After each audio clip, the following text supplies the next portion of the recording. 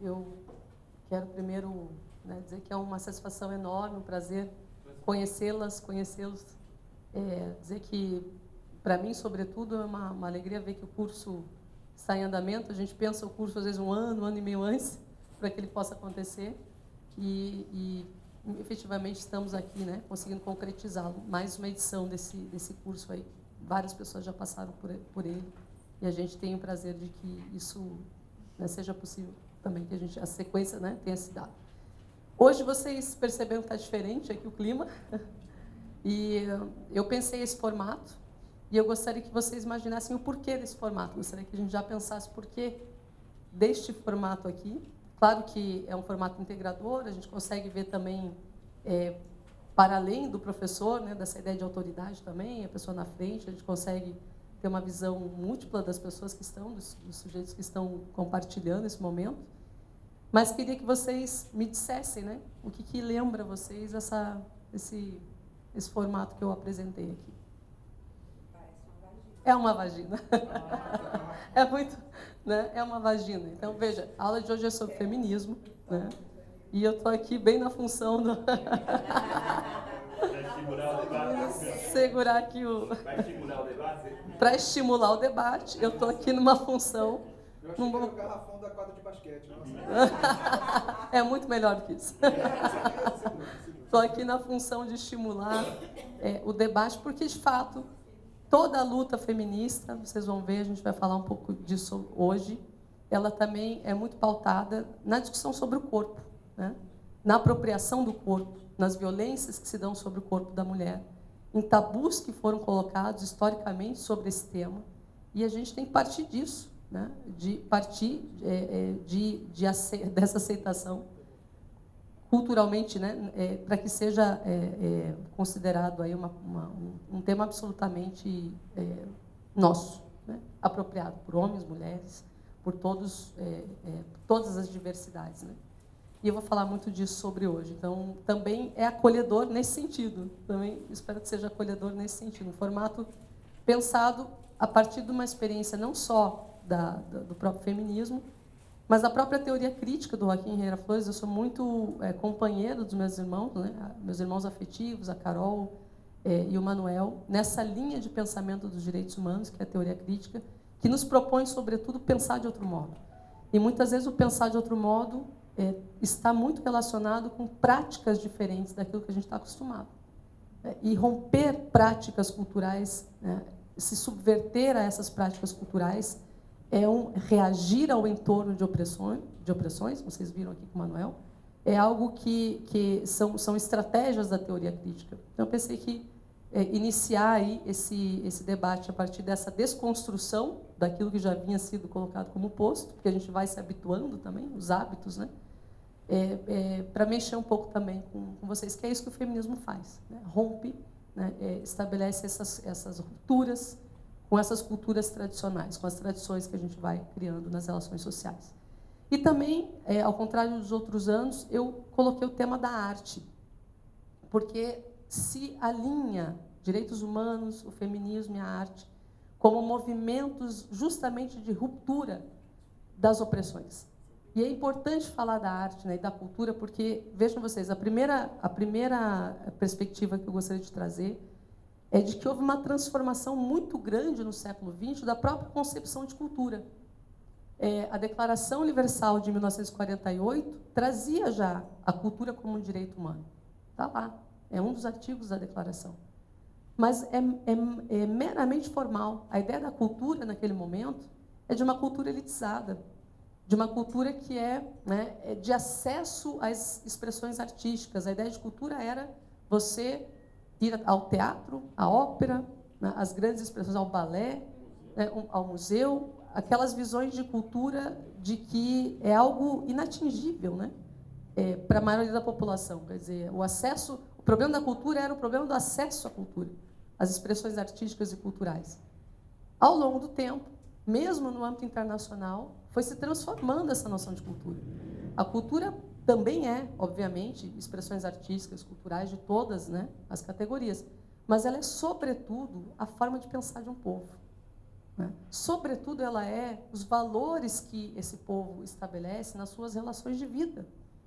Quer dizer, para além, né, da ideia de cultura como algo num teatro, e a gente está no teatro, né, que faz também, tenho certeza, né, que se alinha com essa perspectiva também de uma cultura crítica, para além disso, está em práticas sociais que revelam também valores culturais de tradição, de ruptura, aquilo que é também de opressão de um povo, e que é igualmente importante. O Gilberto Gil fala, né, a gente não tem que achar que cultura é algo excepcional, tem que ser o trivial, é o feijão com arroz mesmo, tem que ser parte da nossa prática, porque é a nossa forma de atuar, agir, de compreender o mundo. Isso é cultura também. E veja como está em jogo, hoje em dia, exatamente esses valores, né? Os direitos humanos, a ciência, a cultura, porque de fato são expressões que emancipam.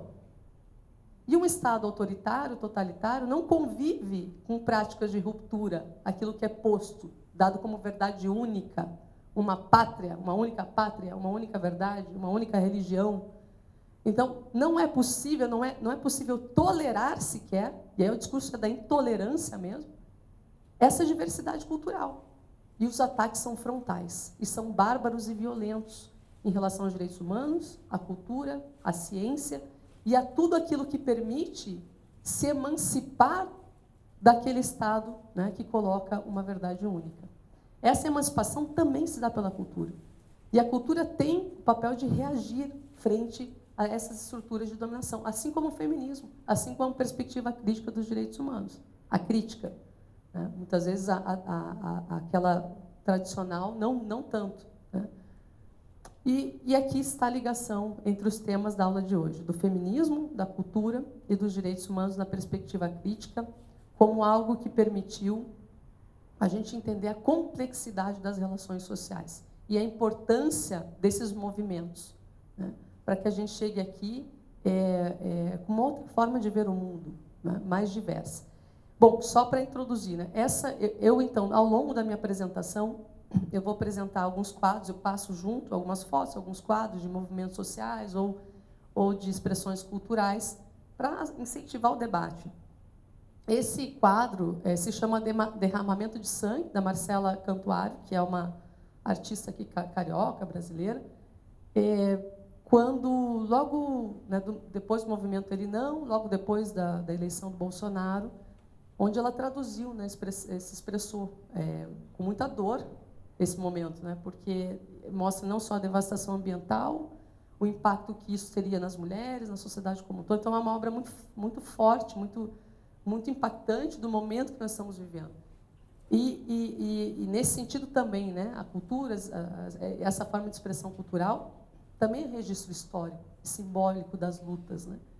E permite a gente significar um tempo e também se transformar frente à obra. Então, também é feminismo essas formas de expressões culturais. Isso também é feminismo. Então, nós temos que entender, portanto, feminismo, e aí eu vou partir um pouquinho para falar qual é o objetivo da nossa aula de hoje. Vou tentar cumprir todos, né? Não sei, o professor gosta de falar muito, então vou ver se eu consigo cumprir aqui o programa que eu pensei para nós. Primeiro tentando entender o conceito sobre o feminismo. Um segundo momento, fazendo uma contextualização histórica das chamadas ondas do feminismo, para então problematizar um pouco as questões atuais aí no Brasil, especialmente falando da guerra cultural que a gente está vivendo, né? Essa guerra cultural que tem como objeto de ataque justamente a cultura, os direitos humanos, a ciência, né? Enfim, então e o feminismo, enfim, né? Como alvos assim prioritários, né? do seu ataque. Não pretendo chegar lá. Eu peço desculpa pela minha voz, porque realmente eu vim no processo, mas vamos ver se aguenta até o final. Também uma obra aqui da Rosana Paulino, que é uma artista que se expressa também não só do feminismo, mas identidade de gênero, né, a questão da mulher negra. E eu lamento muito, porque hoje eu tinha convidado para compartilhar a aula comigo 2 colegas que estão fazendo o curso, a Ana Carolina e a Patrícia, que são advogadas, né, da Associação também de Mulheres Negras da Advocacia e que estão com Covid. Né? Então, lamentavelmente, porque eu gostaria muito que elas compartilhassem esse espaço comigo. Né? Enfim, ficamos, eu tenho certeza que muitas aqui vão fazer também esse papel. Eu espero essas contribuições. Né? Bom, então, eu vou começar aqui falando do conceito. O conceito de feminismo ele tem que levar, pelo menos, né, em consideração duas categorias principais, essenciais. Aí. Tanto analisar esse movimento, que é um movimento muito diverso, muito plural, como uma prática social. Então, nós estamos na perspectiva do feminismo como uma prática social, e a gente vai entender por quê, mas também como uma teoria. E no campo da teoria, a gente vai ver que faz parte de teoria crítica, ou seja, de mulheres que pensaram o feminismo, de mulheres que desenvolveram conceitos sobre o feminismo, que diagnosticaram, né, as camadas de opressão, né, em relação à própria construção de conceitos de gênero, de mulher, de biologia, que a gente vai ver aqui também, mas também tem um forte componente de reação social, de uma luta que é construída coletivamente por mulheres em todos os tempos históricos, né? Em variados tempos históricos. Então, quando a gente fala em ondas do feminismo, gostaria que vocês tivessem essa perspectiva. A gente vai falar de autoras, mas também de movimentos, porque o feminismo também nessa diversidade enorme que existe de compreensão do papel do gênero e da mulher na sociedade, por um lado, né, a construção teórica dessa compreensão, mas ela não se resume aí. Né? Evidentemente que existiram autoras fundamentais que foram essenciais para as lutas, por exemplo, mas, sobretudo, ela é uma prática social de emancipação coletiva. Então, sempre entender o feminismo como um movimento dentro dessas duas perspectivas, e que é muito diverso. Então, veja, é muito difícil conceituar algo universal quando ele é tão caracterizado pela diversidade. Né? A gente vai ver que, na primeira onda, houve uma tendência de universalização das demandas do feminismo. Mas a terceira onda já vai mostrar, bom, a diversidade é enorme, a gente tem que falar de um feminismo plural, interseccional, decolonial, é um feminismo negro, um feminismo que não se encontra em demandas universais. Parece muito com a evolução aí histórica da própria teoria dos direitos humanos. Né? Então, segue muito a teoria feminista, segue também muito da perspectiva da teoria crítica, como a gente vai aprender aqui.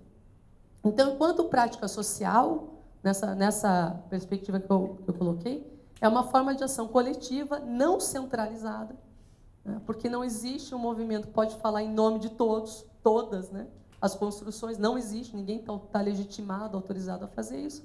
Não se centraliza e se dá, em muitos momentos, né, diferentes em países. Cada país teve o seu processo também de emancipação, porque tem a sua cultura, as suas raízes históricas, enfim, as suas formas políticas de opressão diferenciadas, mas que compreende a realidade de forma diferente do que foi aceito como normativo, cultural, social e normal. Pessoal, aqui é importante. Porque também feminismo como eu coloquei desde o início, pensar de outro modo.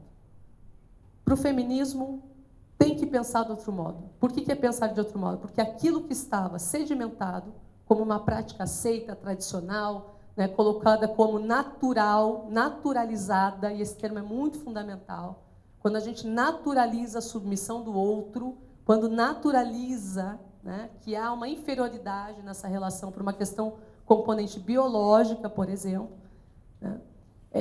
Acriticamente vai se sedimentando esses valores na nossa sociedade. Alguém tem que puxar o freio e falar, opa, não, tem alguma coisa errada aqui. Então, essa, né, prática de questionar o direito, questionar os valores culturais, religiosos, morais de uma sociedade, faz parte do componente do feminismo. Porque são práticas de mulheres que reagiram a essas estruturas sedimentadas em vários momentos da humanidade, em vários países diferentes. Então, essa prática de reação, né, ela é a estrutura, a base de estrutura do movimento feminista, desse movimento feminista diverso. Então, não há centralidade nisso, porque as práticas foram variadas de acordo com o tempo histórico dos países, enfim, de cada processo cultural. Agora, é uma reação àquilo, à cultura, ao direito, aquilo que é colocado, a moral, né, que é colocada, é a reação. Né? Então, veja, passa pela, né, inclusive por poder falar, né, sobre o corpo, se colocar, se vestir, enfim, assumir qualquer, né, forma de vivência que não seja, né, que seja contrário do que é aceitável em determinada sociedade. Porque nós temos padrões assim. Esses padrões são muito cruéis, né? E sempre foram muito cruéis e bárbaros com as mulheres. Então, essa reação ao normativo, cultural, social e moral. Né? Bom, também é um processo histórico de denúncia dessas variadas formas de opressão social, em um movimento que é dinâmico. Porque, sim, existem as opressões sociais em relação, que são exclusivas do gênero feminino. Nós vamos ter depois o professor Henrique, na próxima semana, que vai falar também das variadas opressões, das diversas, né, da diversidade de gênero também. Porque são variadas e são diferentes, cada qual tem as suas formas de violência e opressão. E porque, sim, existe violência e opressão, não é mimimi. Né? Não é um discurso inventado, né? Não é uma ideologia, como querem fazer acreditar, de pessoas que querem privilégio. Gente, esse discursinho é um discursinho muito em voga hoje, né? De desqualificação mesmo do movimento. E por que se desqualifica? Depois a gente chega lá na guerra cultural. Porque é um movimento forte de contestação. Né? E a gente vai chegar lá. Então, além de um processo histórico, então, enquanto prática social, por exemplo, né, eu coloquei aqui, quando se afirma que o sexo é político, veja a força dessa argumentação, como a gente vai encontrar na segunda onda, né, de um feminismo que é conhecido como feminismo radical. Então, veja, nós vamos entender que há, num primeiro momento, toda uma discussão sobre público e privado. Num primeiro momento, o movimento feminista identificava muito que o espaço privado, né, o papel da mulher no espaço privado era apolítico. Daqui a pouco eu vou desenvolver um pouco mais sobre esse tema. Mas, num segundo momento, as feministas vão dizer, não, veja, também na relação privada, dentro de casa, existe uma relação de poder, uma hierarquia, uma autoridade, até no momento da relação sexual. Então, o sexo também é um ato político, porque também ele se coloca de forma hierarquizada, até nas relações afetivas. E essa hierarquia se dá também por uma autoridade do homem frente ao desejo da mulher, a determinar o que ela pode ou não pode fazer, ao que ela deve ou não querer naquele momento, a se ela tem ou não prazer. Aliás, né, dizer que o sexo é político é de uma força gigantesca, porque nós não imaginávamos, até um determinado momento da história, que também havia opressão na relação afetiva, porque era naturalizado que a mulher não poderia sentir prazer. É naturalizado a vergonha do próprio corpo. O tabu que vem da Idade Média em relação ao corpo da mulher que sangra, que é feio, que fede, né, que deve ser tapado, escondido, por séculos vai se colocar, até que as feministas vão dizer, mas essa relação de poder é opressora também. Porque nós também temos desejos que são individualizados em relação a essa estrutura de hierarquia privada. Então, mesmo lá, onde não chegava as discussões, num primeiro momento, sobre a opressão à mulher, né, também havia ali uma forma de, e isso é claro para todas nós hoje em dia, uma forma de opressão sexual. E veja como tem força. Né? Então, veja, quando a gente afirma que sexo também é político, nós estamos ali, por exemplo, rompendo com modelos políticos tradicionais, que atribuem neutralidade para o que é privado e definem que é político só a esfera pública. Esse debate, portanto, né, do público e privado, vai marcar esse primeiro momento da reação do feminismo, tanto na prática quanto na teoria. Porque essa divisão entre público e privado coloca a mulher, historicamente, num papel de que o lugar dela, natural, é o lugar do privado. Por que é o lugar do privado? Porque as funções que são destinadas à mulher estão marcadas no contexto familiar. E esse contexto familiar exige uma meiguice, né? uma pessoa, uma mulher que seja maternal, bela, recatada, sensível, né? Qual é o papel da mulher? Cuidadora é esse papel. Veja vocês, mulheres e homens, porque também depois o patriarcalismo também afeta os homens igualmente. Mas vamos pensar um pouco nas mulheres agora. Esse papel, né, do cuidado, por exemplo, ele é tão forte até hoje que quem cuida dos doentes, das pessoas idosas, das crianças, sempre, na maior parte das vezes, são as mulheres. E muitas vezes os homens procuram nos seus relacionamentos afetivos uma próxima cuidadora. Saiu da relação da mãe, de cuidado, e vai buscar nas suas relações afetivas uma próxima cuidadora. Não é uma parceira, companheira de vida, né, onde você está lá lutando por princípios e valores comuns e vai chegar, né, faz sentido a relação ali, partilhar. Não, é uma relação de cuidado. E o que percebem as mulheres nessa relação de cuidado? Que tem mais um filho, né? Muitas vezes. Não é? Tem mais um filho. Não é um parceiro.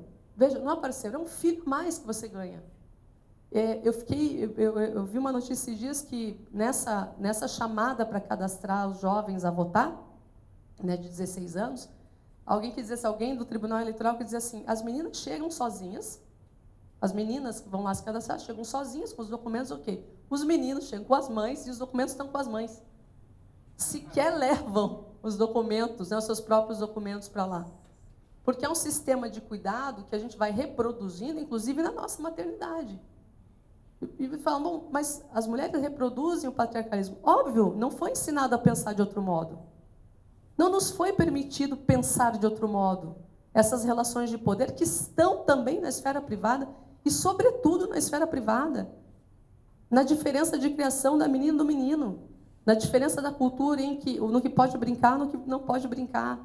No cuidado que tem. Não, a menina não pode sentar de um jeito. A gente tem que proteger a menina. Naquela frase horrível que a gente ouviu e às vezes até falou, segurem as suas meninas que o meu menino está solto. Já ouviram isso ou não? Muitas vezes. Às vezes até falamos sem raciocinar. Teve uma entrevista na Roda Viva, né, da Thaís Araújo, a jornalista perguntou, como é que você está cuidando da sua filha? Ela é mais saidinha? Você se preocupa com a roupa dela? E ela diz o seguinte, eu me preocupo com o meu filho, que eu não quero que o meu filho reproduza essas práticas patriarcais. Minha filha vai ser criada livre, usando a roupa que ela quer, tendo respeito que ela merece enquanto sujeito, enquanto a sua subjetividade. Então, veja a força disso. Sexo também é político. Traz toda uma discussão que foi historicamente naturalizada de que o sexo era algo inquestionável. Que mulher, inclusive, não pode ter prazer. Veja, só para dizer, bom, como tem força essa reação, essa ruptura que foi um movimento também teórico, mas essa reação de mulheres que tiveram a coragem de dizer que sexo também é político. E por que tiveram a coragem? Porque são absolutamente agredidas quando colocam essa forma de pensar. Né? E é uma agressão constante a esse pensar de outro modo, que é absolutamente atual, né? Por mais que a gente tenha séculos aí de luta e movimento. Então, que só dá um exemplo. Bom, existe, portanto, um aspecto da opressão que não é só público, mas ele se manifesta muito mais visivelmente no público.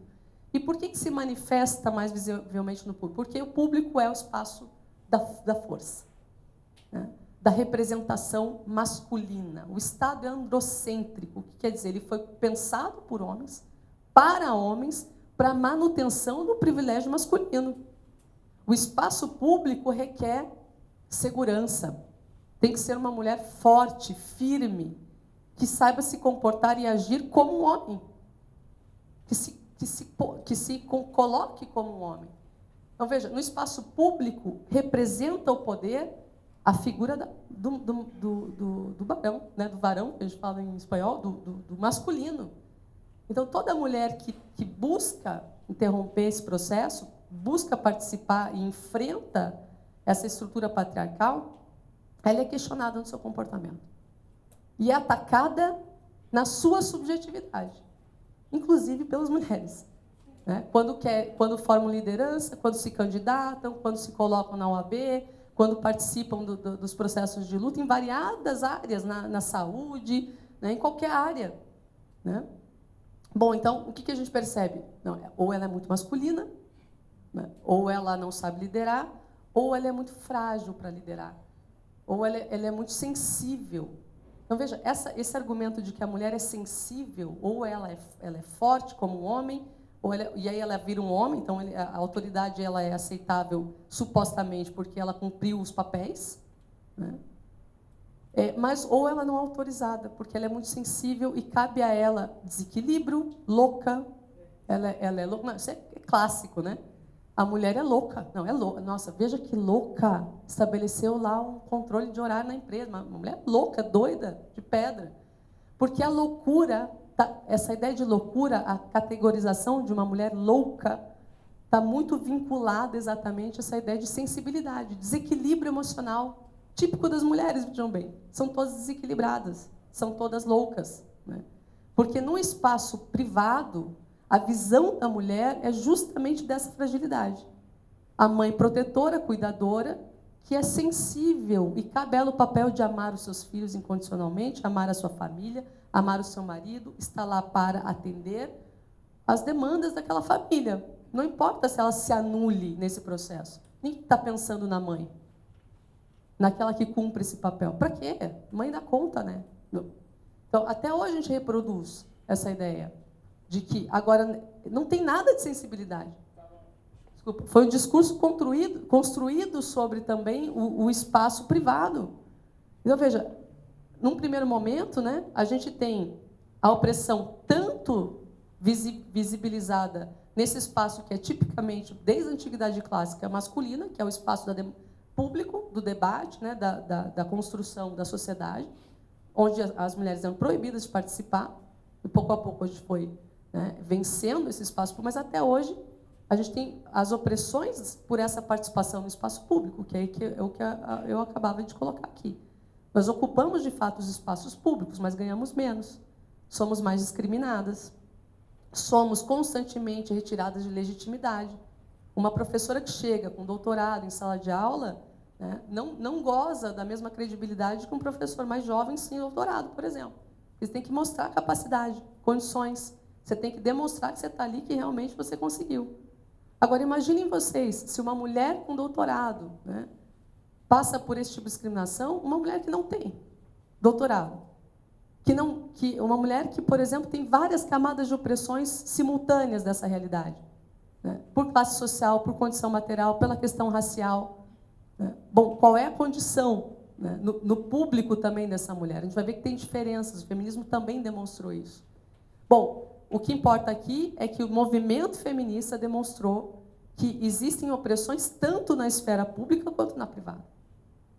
E as ondas feministas vão denunciar isso, que é o que eu vou tentar demonstrar aqui. Então, o feminismo, nesse pensar de outro modo, é uma forma de denúncia dessas práticas de autoritarismo da organização política tradicional. Vocês, por aqui até, nessa abertura, tudo bem, pessoal? Então, veja, antes de... claro que a ideia do curso aqui é a gente deixar de fora o senso comum, né? A gente quer romper com a ideia de senso comum, porque nós temos um público diverso. Agora, o feminismo, assim como os direitos humanos, estão muito mal construídos em discurso pela grande imprensa, pelas universidades, inclusive por pessoas da ciência, do sistema de justiça, né? Falar de feminismo já causa, assim, arrepios em alguns. Agora é desconhecimento, né? É desqualificação de uma luta, é ignorância sobre um tema fundamental para chegar onde chegamos, né? E, inclusive, de parlamentares que negam, né, o feminismo. Estão lá, resultado da luta feminista, e que rasgam a história, se achando tão meritocráticas como qualquer homem, né? Chegaram lá por competência própria, porque elas são incríveis, né? A luta feminista não ajudou a elas a participação nesse Estado. Como são cruéis com as mulheres, porque é o papel da sexualidade que é questionada ali. Veja, nós tivemos candidatos com vídeos de situações, né, privadas passaram na imprensa toda aí, candidatos fazendo né, suruba, etc.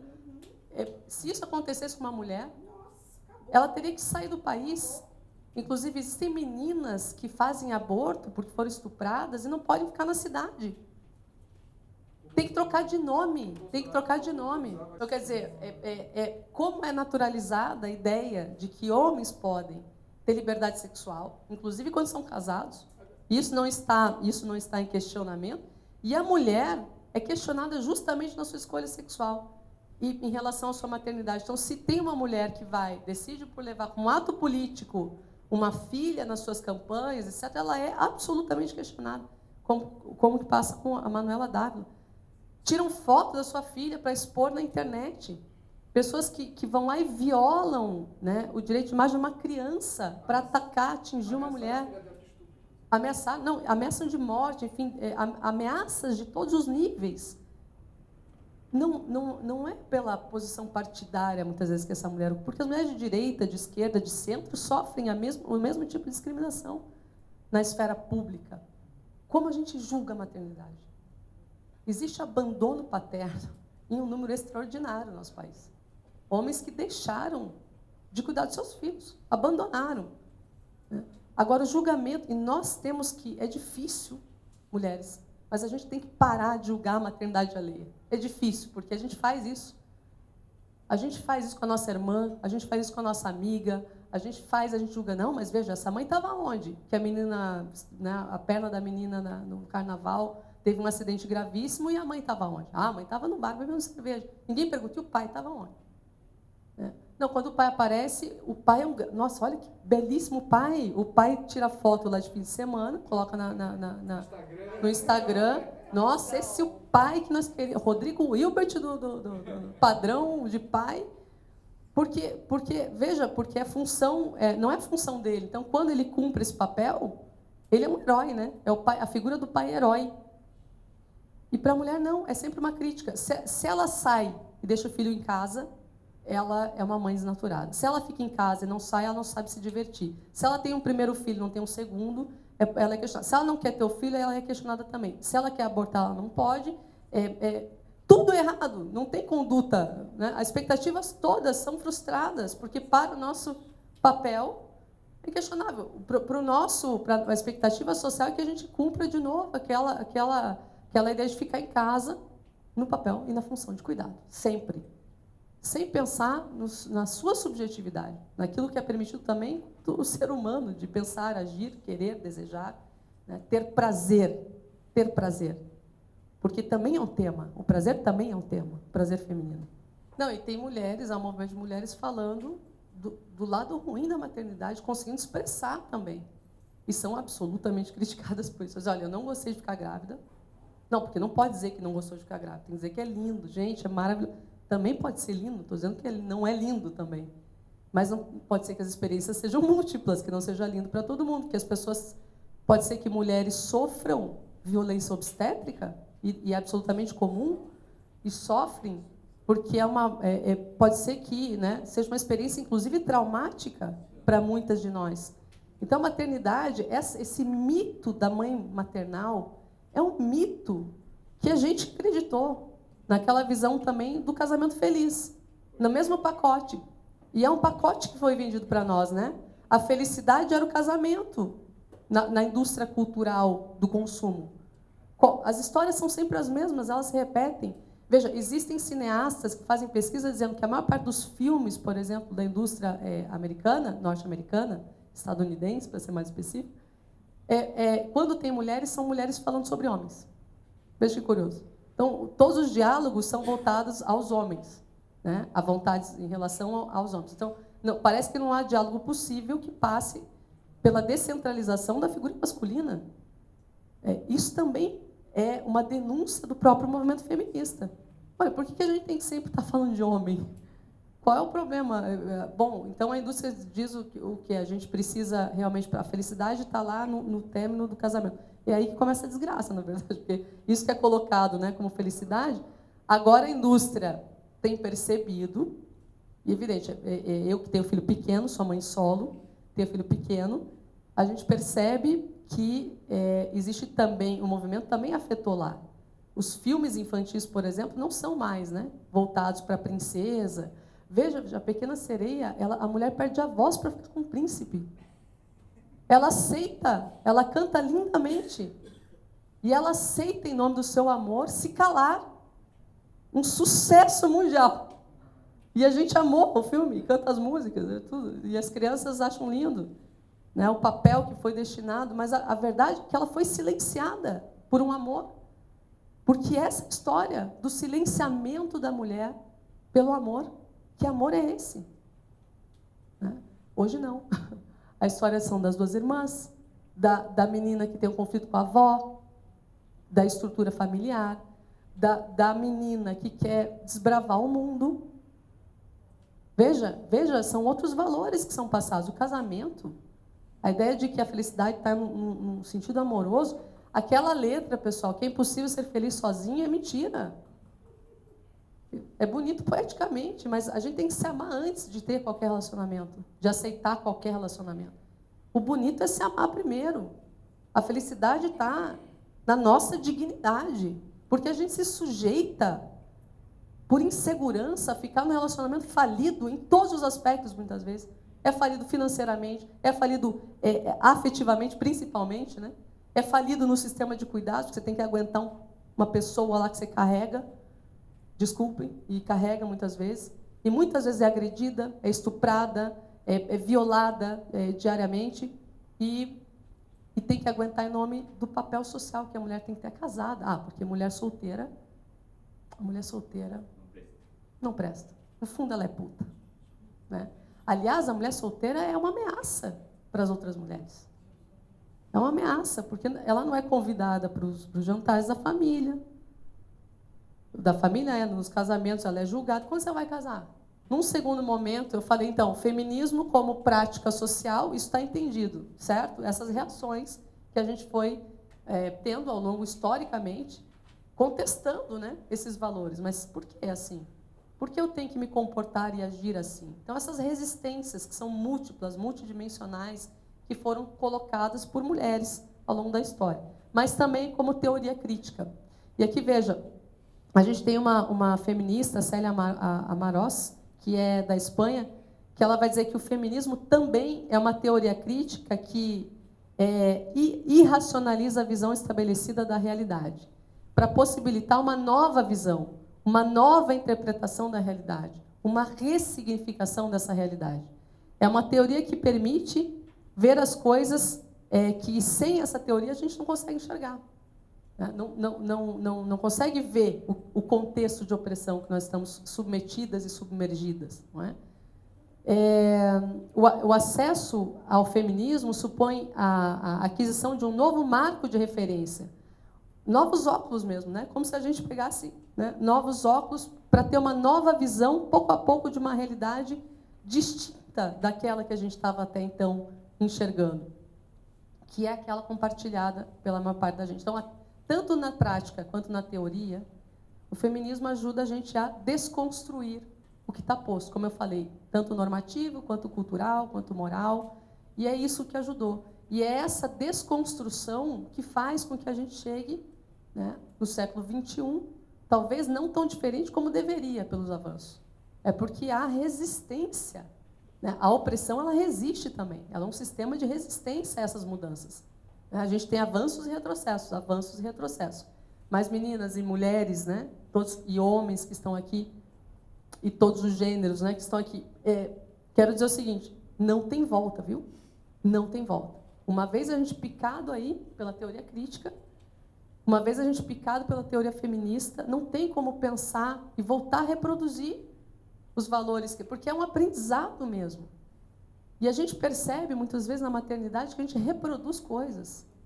Gente, é uma coisa impressionante. As mesmas frases a gente usa porque foi colocado, vai se calcificando na nossa subjetividade.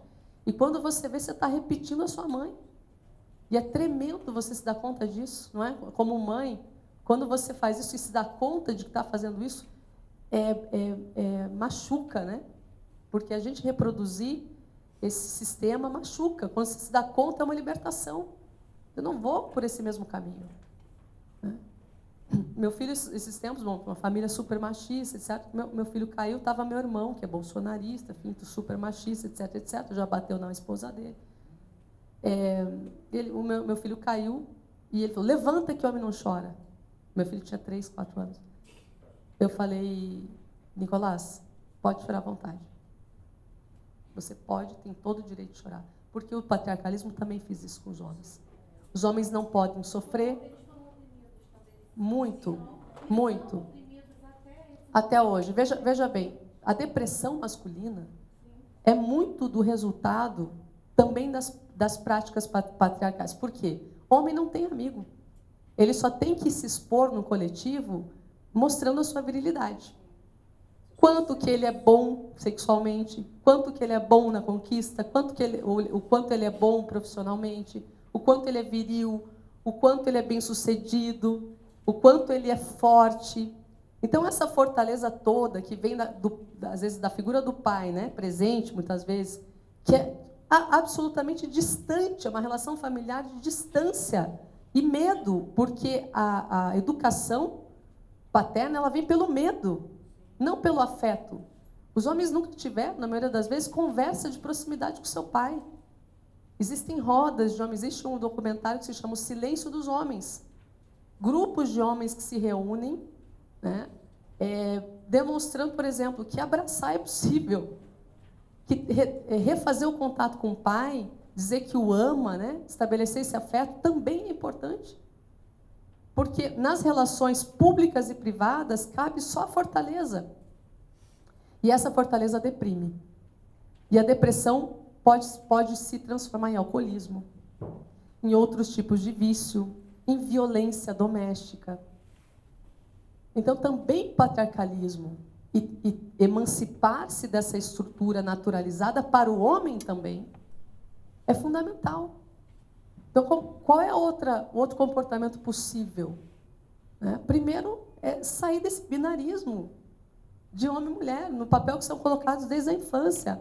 Meninos vestem azul, mulher... É isso que querem, né? Essa dicotomia, escolas de meninas, né? Escolas de meninos separados, né? Porque é toda uma moralidade sexual, mais uma vez, que se impõe na nossa cultura, que também afeta o masculino, não é? Você queria falar? Não. Essa ideologia que se coloca, o feminismo é contra o homem, a não aceitação do masculino, é mentirosa, né? Fake news. Que o feminismo ajuda, inclusive, a entender, a ressignificar o próprio papel do homem. Porque cabe a ele também, também cabe a ele sentir, desejar, querer outra estrutura familiar. Por que não? Ou não querer, né? É também possível ter múltiplas dimensões de desejo do masculino. Porque sempre... Então, são papéis culturalmente definidos que acabaram destruindo as relações sociais, né? E aí tem o número de mortes absurdo, seja de homens por suicídio, depressão, etc., mas, sobretudo, desaguando na violência doméstica, na morte de mulheres, por esse papel que se espera da masculinidade também. Esse silenciamento ele afetou as relações sociais como um todo. Então, esse documentário também que eu citei aqui é importante porque ele mostra que também os homens não se dão conta, né, dessa submissão a essa naturalização de papéis. E é importante ressignificar. E eu dizia, não tem volta, porque uma vez, né, a gente entendido o processo criticamente, seja pela teoria, pelos movimentos, não tem volta, né? É a gente se pegar e parar de reproduzir. A gente repensa o nosso comportamento e a nossa atitude. Não é bacana fazer humor sobre a mulher, não é mais engraçado, né? A gente está ressignificando as nossas práticas sociais. Por que é engraçado? Era engraçado falar da mulher, ou era engraçado falar do negro, ou do migrante, etc. Mas você está reproduzindo o sistema de opressão. Então, que humor é esse, né, que aprofunda a desigualdade? Então, as nossas práticas elas têm que estar pensadas. Muitas vezes a gente reproduziu. Agora, uma vez encontrada a teoria crítica, a gente vai melhorando nosso papel também, a nossa visão de mundo. Essa é a ideia da teoria aqui como crítica ao sistema de dominação patriarcal. De uma dominação patriarcal que é, como eu falei, institucionalmente pública e privada, né, que se enraiza em todos os aspectos da nossa vida, moral, religioso, cultural, histórico, enfim, todos os aspectos da nossa vida. Bom, então veja, pensar é pensar de outro feminismo, tudo que toca politiza, né? Também é uma frase muito bacana da Rosa Cobo, que é também uma grande feminista que tenta isso, politizar é reagir, né? É transformar, é desestabilizar, desconstruir aquilo que é dado como certo. Quando vocês chegaram aqui, aqueles que chegaram agora, tava essa configuração de sala para mostrar já de partida que é possível pensar diferente e é possível agir diferente e que o feminismo produz mesmo isso, as nossas possibilidades de romper o que é posto normativamente pelo direito, pela cultura, pela arte, enfim, pelas expressões sociais, pela religião. Né? E eu dizia que, bom, o formato dessa sala hoje é, de fato, o formato de uma vagina, né? Como provocação, porque o tema vagina, falar sobre desejo e vontade do corpo da mulher, foi silenciado, historicamente, por milhares de anos. Né? E a gente tem que enfrentar esse tabu, enfrentar o tabu, né, do corpo da mulher, ao falar do corpo da mulher também. Então, para quem chegou atrasado, quis fazer essa volta lá. Bom, então veja, quando a gente fala de contexto histórico, bom, é claro, precisaria de muito mais tempo, é um curso que tende eu queria aqui fazer um panorama geral das ondas, para a gente entender as diferenças, né, vocês estão me entendendo até aqui, mas a história da humanidade é uma história de silenciamento, de violência e de apropriação do corpo das mulheres, não tem outra história. A história, inclusive, da humanidade dita depois do iluminismo, da civilização, da dita civilização. A gente já vai entender um pouco mais sobre isso.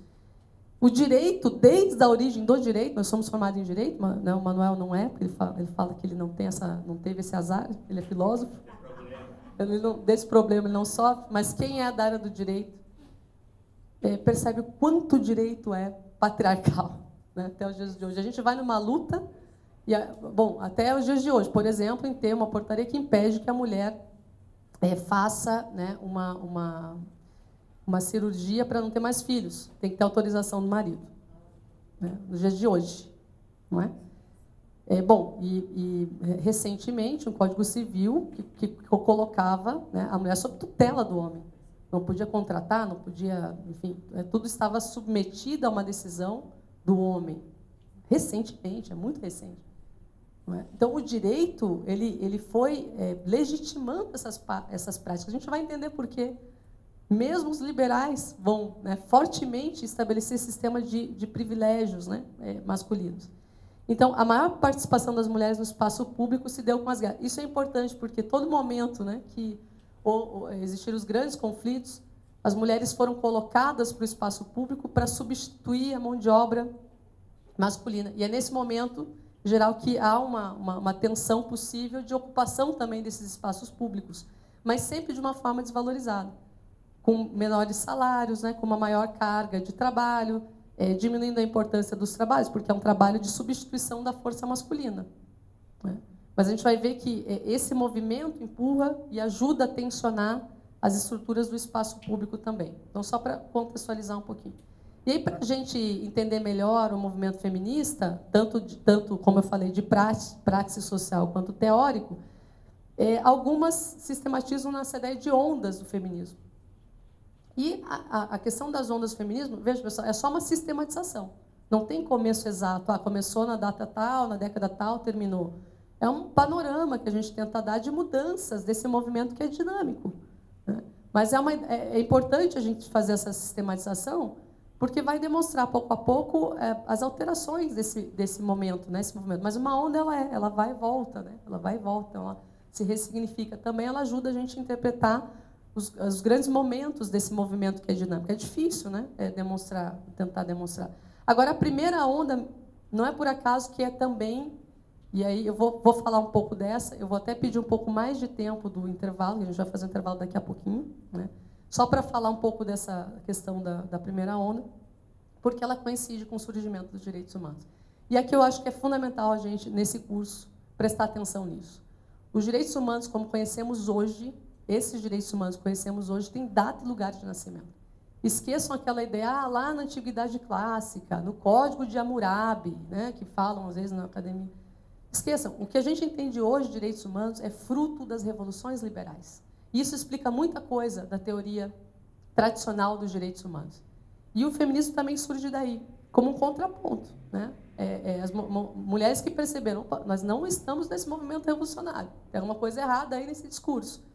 Então, veja, nessa primeira geração de direitos humanos, que é onde surgem os direitos humanos, tal qual a modernidade estabeleceu, a ideia dos direitos humanos está pautada numa ideia de Estado para os liberais, né, para os revolucionários liberais. Havia um Estado, rapidamente contextualizando, absolutista, na Europa, que eram de estruturas de reis, monarcas, que eram absolutamente opressores dessa camada social chamada burguesia. As revoluções liberais se dão, se vocês lembram, por essa classe social. Burgueses que vão se insurgir contra a estrutura de poder monárquico, em nome de um direito, de uma racionalidade dos filósofos liberais, que vão tentar propor, né, que propõem nos seus estudos, uma outra forma de governo, uma outra forma de Estado, e uma outra forma de racionalizar o Estado também. A gente chama isso de jusracionalismo, que é o direito natural das revoluções liberais, mas é um direito pautado não mais na ideia de Deus, né? Porque, veja, nos Estados absolutistas, o soberano representava a vontade de Deus na Terra. Não é pouca coisa, né? Está ali, o Estado sou eu, é o Estado representa. Mas quem escolheu o soberano? Deus. O direito canônico sustentava essa estrutura de poder absolutista. O liberalismo vai romper com essa ideia de Estado. Então, bom, essa fundamentação religiosa não nos pertence mais. Nós queremos um Estado que se paute pela vontade dos homens, racionalmente falando. E o iluminismo construiu toda uma filosofia fantástica de contenção da violência e do arbítrio do poder. É isso que o iluminismo nos proporcionou na modernidade. Bom, esse poder absoluto, que é um poder, né, arbitrário, absolutamente arbitrário, de dizer o que é o direito, de determinar a morte, a vida das pessoas, de explorar, de cobrar impostos, fazer a guerra e viver no luxo, não é? Este poder tem que ser limitado. Isso será limitado por uma nova visão de mundo, uma razão de mundo, que tem que romper com a razão teológica. Eu estou falando de um processo que foi secular, né? Estou traduzindo aqui em minutos, mas que foi secular na Europa. E o iluminismo traz uma concepção de segurar a força e a barbárie do Estado monárquico, com base na razão, em princípios racionais, com ideias, né, de valores que são de igualdade, né, de democracia, de representação popular, de tripartição de poderes, que nós conhecemos bem hoje, porque o liberalismo de Estado é o Estado capitalista liberal, que foi bem sucedido na história, né, ocidental da humanidade. Agora, ojo, como dizem os espanhóis, né? Vamos prestar atenção, porque nesse discurso, que é um discurso universal, de igualdade, liberdade, fraternidade, existe uma pegadinha, que Joaquim dizia muito, uma trampa, que é uma armadilha. E a armadilha é enganar, né, todos aqueles que não estão incluídos na festa. Bom, o discurso de universalidade, que todos são iguais, na verdade, tem um probleminha aí que nós chamamos, eu vou colocar aqui, depois eu vou avançar um pouquinho aqui, que é a concepção de cidadania, que é a grande pegadinha, é o status da cidadania. Muito bem, todos são iguais, os direitos são universais, todos têm direito à defesa, ao devido processo, assegurar o direito à vida, à liberdade, como estão consagrados nas declarações liberais, na Declaração Francesa, na Declaração de Independência dos Estados Unidos, no Bill of Rights da Virgínia, está lá, consagrado valores do direito natural, né? Agora, para cidadãos. E cidadão quem é? Esse status é um status privilegiadíssimo para pouquíssimas pessoas que eram homens brancos e proprietários. Todo mundo fora desse padrão não participa da festa democrática. Veja, o que eu quero dizer é o seguinte, a primeira geração dos direitos humanos foi uma geração de exclusão absoluta da maior parte da humanidade da face da Terra. Então, não nasceu essa visão universal, não nasceu na Ásia, não nasceu na África, não nasceu na América Latina, nasceu no centro de poder, porque a Europa, neste momento, é o centro geopolítico de poder. É aí que surge a primeira geração de direitos humanos. E esta raiz problemática nós vamos trazendo até os dias de hoje. com mudanças e dinâmicas que a gente vai entender. Mas esse status de cidadania, que dava prerrogativas para o homem branco e proprietário, foi se estabelecendo e se aprofundando, e aprofundando um sistema de privilégios ao longo do tempo, que persiste até hoje. Bom, hoje nós temos o discurso fácil, né, dos inimigos do Estado. Veja, quem são os inimigos do Estado? Aqueles que atentam contra o Estado. Quem atenta contra o Estado? Aqueles que não são homens brancos e proprietários. Tudo que é diferente disso, né? Os homens negros, historicamente, foram encarcerados. Historicamente, foram encarcerados para não romper com esse sistema de privilégios. E depois eu vou falar das mulheres negras. Então, veja, nesse primeiro momento, da primeira geração de direitos humanos, construído por um discurso universal, só tem acesso a essas garantias quem tem cidadania. E essa é a armadilha, né? A armadilha é, bom, se você não é cidadão, você não tem acesso a esses direitos que são universais. Então, o que adianta, né? A liberdade e a vida é para poucos, são garantias para poucos. Mas foi importante o discurso da universalidade, que ajudou a galera a fazer a revolução. Só que na hora de constituir o poder, vocês não participam. Estamos juntos na guerra, mas vocês não participam das benesses ali, da conquista da revolução. E vejam que interessante, mulheres, homens. O que a gente vai ver aqui? Eu estou passando aqui, por exemplo, né? A Valéria Núria vai dizer o seguinte: bom, o feminismo, percebam vocês, é um filho que não foi querido pela ilustração, pelo iluminismo. É um filho que não foi desejado pelos homens. Né? O feminismo não estava contemplado na luta e nem queria. Vocês vão ver por quê. Não queria. Eles tinham, aliás, os liberais da primeira geração que fizeram a modernidade tinham consciência do perigo de dar voz às mulheres. Tinham absoluta consciência. Vocês já vão ver por quê. Então, é nesse momento quando se começam a fazer perguntas impertinentes. Mas as mulheres são impertinentes mesmo, né? Mas é bom, mas como é impertinente, chatinha ela, né? Mas a pessoa gosta de encher o saco, fala mais que a mulher da cobra. Fala, a mulher da cobra. Porque os direitos só correspondem... Bom, a mulher começou a pensar, vamos fazer umas perguntas incômodas aqui. Por que as mulheres estão excluídas? Perguntinha básica. Por que os direitos só correspondem à metade do mundo, né, que são os homens? Qual é a origem dessa discriminação? O que a gente pode fazer para combater essa discriminação? Então, veja, lá em 1776, a esposa, né, do John Quincy Adams, que foi um dos revolucionários, né, que fez a independência dos Estados Unidos, vai mandar uma cartinha para ele, para seu marido, dizendo: escute, nessa declaração legal que vocês vão fazer aí, inclua a gente, né? Está na hora agora, a gente já é a metade da mulher. Vamos incluir as mulheres nesse processo, já que vocês estão pregando igualdade, discursos aí universais de direito à vida e liberdade, a gente está junto, né, isso, maridão? Legal? Assim. A resposta dele é: quanto aos seus extraordinários, porque ela vai dizer, nos incluas nesses extraordinários códigos de lei que vocês estão promovendo, né, estão debatendo em assembleia, eu estou ouvindo falar disso aí, a gente não pode participar, mas a gente está ouvindo. Ele vai responder o seguinte: quanto ao seu extraordinário código de leis, eu só posso rir. Faz-me rir. Já ouviram também falar, né? Faz-me rir da sua reivindicação. Nossa luta, na verdade, olha só, um liberal, Manuel, de primeira linha. Olha o que ele vai dizer. Nossa luta, na verdade, afrouxou os laços de autoridade em nosso país. Crianças e aprendizes desobedecem. Perdemos a autoridade sobre os filhos, né? Escolas e universidades se rebelam. Esse povo maconheiro das universidades. Rebeldes, né? Balbúrdia, 1776. É a origem dos direitos humanos aqui. Olha só. Índios afrontam seus guardiães. É uma afronta, né? Índio querer ter direito. Imagina.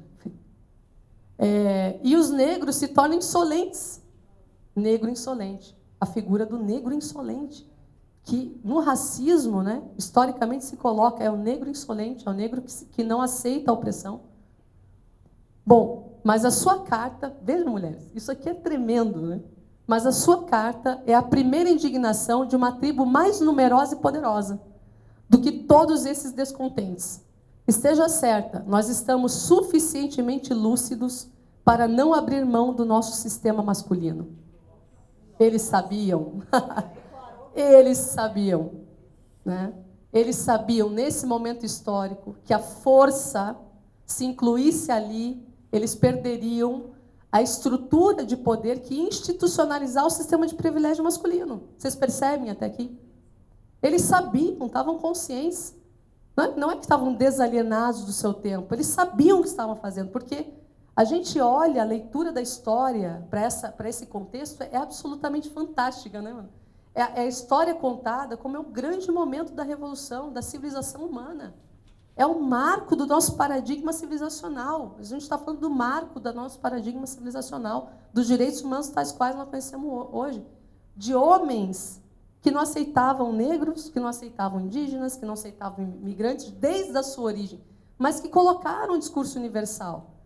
E a armadilha está colocada, porque a cidadã, vamos enganar esses trouxas. Vamos dizer que é para todo mundo, mas no final das contas, é só para a gente. Porque cidadão tem que cumprir ali um rito, uma característica. E na França não foi diferente. Porque também na França nós tivemos, ao lado da Declaração Francesa, de 1789, vou passar aqui, uma jornalista chamada Olympe de Gouges, que ousou, veja, né, que descontente ela, ousou a dizer, bom, as mulheres também têm que participar da ilustração. Então, veja, o feminismo surge nesse momento, como uma resistência das mulheres, dizer, opa, a gente também quer participar, né, dessa nova racionalidade de compreensão do mundo e da estrutura de Estado. A Olympe de Gouges fez uma carta, né, estabelecendo, a exemplo da Declaração dos Direitos do Homem e do Cidadão, e era do homem mesmo e do cidadão mesmo, os direitos a Declaração dos Direitos da Mulher e da Cidadã. Lá no artigo 10, estabeleceu o seguinte, a mulher tem direito a ser levada a cada falso, ou seja, também tem direito a ser julgada, e do mesmo modo a subir na tribuna, como tal, em suas manifestações, e que suas manifestações não alteram a ordem pública estabelecida pela lei. O fato dela representar, poder se manifestar e ser livre, isso não interfere na ordem, né, do Estado liberal. O que aconteceu com Olympe de Gouges? Vocês acham? Foi guilhotinado. Porque é muito ousada, né? É uma ousadia. Perdeu a cabeça. É uma doida, uma louca, né? Foi guilhotinada, 7 de novembro de 1793. Na sentença, dizia isso, né? Por querer ser um homem de Estado. Querer ser homem. Por querer ser homem. Gente, quando eu falo aqui que o feminismo é o filho que a Ilustração não desejou, veja a força dessa fala. Porque essa trampa, essa armadilha da primeira geração dos direitos humanos excluiu a todos. O Estado de Cidadania, veja, até hoje nós temos, né, na nossa sociedade a ideia de que para alguns o direito, para outros não. Quando a gente defende um direito punitivista penal, da forma com que politicamente a gente defende o nosso país na América Latina, a gente está reforçando essa ideia de que o direito é para aqueles cidadãos do bem. Sabe, os humanos de direito, que eu tenho pavor dessa frase. Humanos direitos. Exatamente. Porque o que é o humano direito? O humano direito é o humano que tem um status. E o status hoje é ser consumidor. O status hoje está em ser homem, branco e consumidor. Porque o ter hoje é o que dá a condição de cidadania. Se você não tem, você não é cidadão. E está absolutamente relacionado à condição de consumo, para a gente ir para o intervalo. Por que está? Porque se você não tem condições de consumo, ninguém nem te dá bom dia. Fora as outras opressões que são acumuladas a essa, como a de gênero, né, como a questão racial, como a condição material, enfim, tudo isso. Agora, a questão de consumo, ela virou prioritária. E aí o bem-sucedido é Elon Musk, porque eu adoro falar mal desse cara. E aí ele vem para o Brasil, aí me dá mais motivo ainda para morrer. Não é? Então, este primor, gente, este primor que é considerado o herói, né, do mercado internacional, uma pessoa à frente do seu tempo. Imagina que corajoso mandar a custo, né, deixou todo o seu dinheiro para mandar espaçonaves para fora da Terra. Isso sim que é um empreendedor de verdade. Não é isso que a gente vê? Daí vem aqui, a pessoa se ajoelha e chora na frente dele como se fosse um santo. E a gente recebe, venha, nossa, a Amazônia é sua. Vamos lá, o recurso natural aqui é seu. Aliás, se tiver que romper a democracia aqui, ele mesmo falou, se tiver que ser um golpe para o mercado entrar, falou quando foi na Bolívia. Quando teve a Bolívia, ele fez um Twitter lá, se precisar dar um golpe na Bolívia, vamos dar um golpe, o que importa é manter o mercado. Este gênio que só chegou onde chegou porque explorou o Estado. E eu recomendo para vocês, fortemente, a entrevista, o podcast do Mano Brown com a Sueli Carneiro, dessa semana. De arrepiar, tá? Arrepiar, é imperdível. Porque ela vai demonstrar, entre outras coisas, olha, essa entrevista vale muitas aulas desse curso, sinceramente. Né? Sueli Carneiro, ela é, eu vou falar, né, eu não tenho lugar de fala, mulheres negras. Eu não tenho. Eu gostaria que a Ana estivesse aqui, a Patrícia estivesse aqui. Agora, a gente tem um compromisso antirracista, então não tem como deixar passar. A Sueli Carneiro é uma das grandes intelectuais e mulheres que resistiram, né, ao Brasil ditatorial. Né? E ela nos ensina nesse podcast, entre outras coisas, que sempre existiram cotas para os brancos no nosso país. Quando acabou a escravidão no nosso país, os migrantes europeus vieram para cá com benefícios. Perfeitamente. E os negros tiveram abolição para quê? Para morrer na miséria. Sem qualquer espaço. O que ela vai dizer é o seguinte, ficam falando contra as cotas, né, para os negros, mas os brancos sempre tiveram cotas. Os migrantes italianos, e eu sou filha dos migrantes do sul, da Itália, né, sempre tiveram condições. Aí veja, né, teve uma hora que o Mano Brown fala assim, mas eles prosperaram. Aí ela mostra, cabalmente, prosperaram porque tiveram apoio do Estado, o que foi sempre negado, né, aos negros e às negras, sempre foi negado.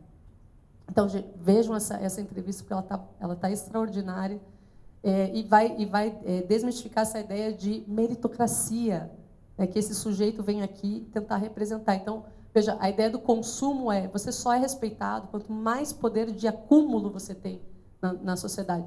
E o que a gente tem visto na mídia é isso, né, a ideia de que você é empreendedor de si mesmo, você pode... Eu sempre cito aquela revista, tem uma revista chamada Você S.A. Já viram essa revista? Você S.A. é a revista que você tem que virar uma pessoa jurídica.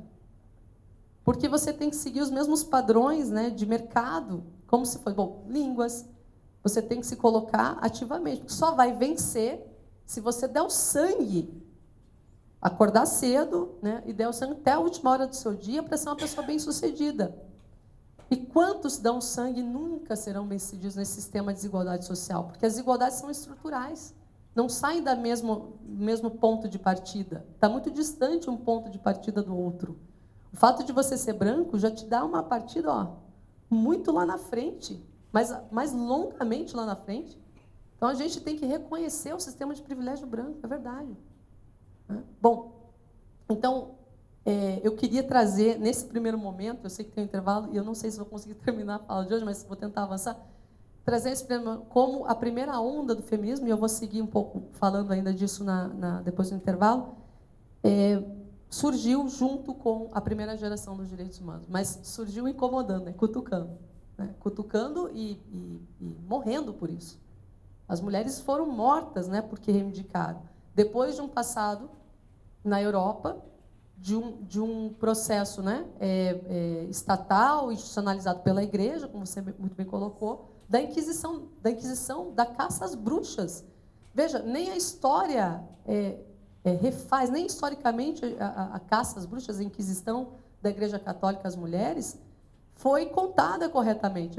A gente desconhece, né, parte dessa caça, mas a caça às bruxas é a caça ao movimento de resistência, aquelas que ousavam a se colocar... Porque como é que as mulheres que são sem alma, desalmadas, porque a ideia é você pesa um cachorro e pesa uma mulher morta, e vão ver que, né, não tem o mesmo peso anos depois, então não tem alma. Mas pesar o homem, ninguém teve a ideia de pesar, né? Pesa só a mulher para comprovar que ela é uma desalmada. Então, a desalmada, esta mulher desalmada que ousa, como ela tem conhecimentos que são conhecimentos racionais sobre o mundo, mas só pode ser bruxa, né? Porque elas estão aí, tem alguns pensamentos que não correspondem à sua imbecilidade, ao seu papel natural de cuidado, de ficar na família. Então, essas bruxas são as mulheres que ousaram pensar diferente, se colocar diferente. E aí o argumento para matá-las era qualquer um. não é? Aquela ideia do Adão e Eva vai perseguir, né, vai construir o tabu em relação à mulher, porque Eva é o torto do homem, né? Ela é a costela, é o lado torto, é errado, é equivocado, e é ela que destruiu o paraíso. Então tem esse mito da destruição que a mulher traz, junto com uma figura também. Vejam como é forte, né? Porque a figura da destruidora do paraíso, que está corporificada numa mulher, naquilo que vem do homem, num sujeito que é torto, né? Ou não perfeito, ou alguém que é imperfeito em relação ao homem. É um sub-homem, um não-homem, um ser imperfeito, frente à natureza perfeita masculina, e também junto com a visão da Maria, que é a mãe virgem, que é a virgem intocada, que é a mãe de todos e que representa essa afetividade da mulher. Então, a Igreja Católica ela vai potencializar essa ideia, né, da opressão da mulher, sobretudo, por desconfigurar a sua subjetividade totalmente, né, colocando ela no espaço privado e totalmente desconfigurando. E aí vem, né, toda a cultura de opressão do corpo, do tabu em relação ao sexo, ao desejo, à sua menstruação, aquilo que é, né, também de biológico, né, a fazer do biológico feminino algo a se envergonhar, né, algo a não se ter, né, não sequer se conhecer, né. As mulheres são proibidas até de conhecer o próprio corpo, enquanto os homens são estimulados a conhecer o próprio corpo, a mostrar, a comparar, a dizer como é bom, né, ter prazer, decorrendo das práticas ali sexuais que muito cedo começam, e é natural, mas para a menina não, cuidado que ela pode, né, virar uma mulher de vida fácil, né? Muito bem. Também, no campo teórico tem uma referência fundamental, vamos lá, dessa primeira onda do feminismo, que é da Mary Wollstonecraft, que publicou o livro Reivindicação dos Direitos da Mulher. Esse livro é um marco mesmo do movimento feminista, inclusive a Boitempo recentemente lançou esse livro. Há uma retomada da leitura dela, que é interessante até para os dias atuais. Depois, no final, vocês vão ter esse slide, tem uma série de bibliografias, inclusive um drive cheio de livros já de acesso que vocês vão poder ter aos textos feministas, então não se preocupem em anotar. Então, no campo teórico, né, esse livro é um marco porque é considerado até uma obra fundacional, porque ela vai tratar sobre igualitarismo entre os sexos, a independência econômica, a necessidade de participação política, veja, esse tema da participação do público, que é muito marcado nessa primeira onda, e da representação parlamentar. Então, ela também vai reivindicar o direito à razão e conhecimento, veja, porque o iluminismo, né, toda a ideia da racionalidade liberal, é uma reivindicação dessas mulheres nesse momento, porque elas não participaram desse processo, como eu expliquei. E combate muito, no campo da filosofia, a própria ideia do Rousseau, que vai absolutamente naturalizar o papel de inferioridade da mulher, né? Rousseau traz aí toda uma força, né, na filosofia, absolutamente. Então, ela combate, né, Rousseau vai fazer um contraponto a Rousseau importante.